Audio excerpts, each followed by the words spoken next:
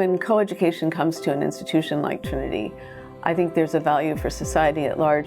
When the trustees made the decision for Trinity, it was the right move. People were ready in the 60s to get away from single-sex schools. I went to Catholic University for a while, and there were so many things shut off from women. My brother had actually gone to Trinity. He was class of '69. Then I found out Trinity was going co-ed, and I just said, I want to do something pioneering. I want to do something different. It wasn't necessarily always easy. It was sometimes fun, sometimes not, but it ended up, I think, shaping us and being a very positive experience. Bringing women to Trinity, I think, appealed to people that were prone to being innovative and liking change. And the people that had a difficulty with it, and maybe in some ways made it difficult for women, were people that really felt this change had been foisted upon them, and they really liked it better the old way. There weren't really enough women staying on campus for them to dedicate a dorm. So we came right into a coeducational dorm situation. I thought that was a plus, actually. I had some other friends who went to some other schools who had gone co-ed, and they set aside a whole dorm with separate lock system, and Trinity did not do that. There was a bathroom marked female, there was a bathroom marked male, but men were walking through at all times. I mean, this was not a situation where it was really any type of separate, where the women were kept cloistered away. I think it was tough for that first group of women. In that fall, there were, I think, 50 or 100. I was aware that there were very few women at Trinity, and I was one of those very few. And I did feel that there was a kind of pioneering spirit within myself and amongst all of us, I think, in some ways. I think there was some awkwardness and really not knowing how to, funny as it sounds, to relate to women.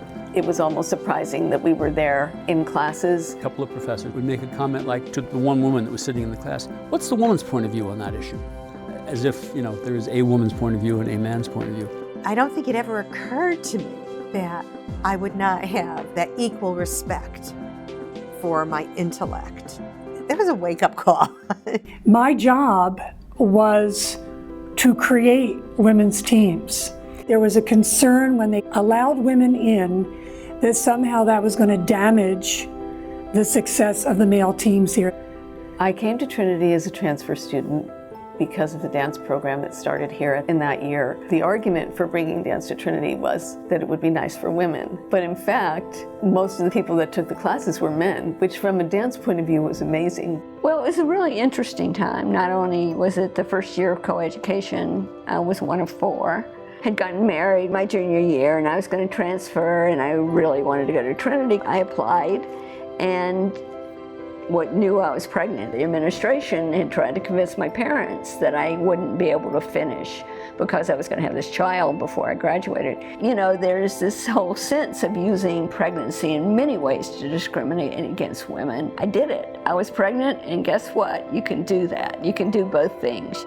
In the first few weeks, I actually thought about transferring out. But then what began to happen was the friendships began to deepen. That I came to realize, well, these are my friends, and they're in my class. We're all going to be here together. Slowly but surely, the gender equity under Title IX started to be infiltrated into the athletic department. We started getting practice gear. I got my own office. By our senior year, any of the upperclassmen who had come because they wanted to be at a men's school, well, now they were gone. There were men there who either didn't care or who came because it was coeducational and they didn't want to go to a men's school.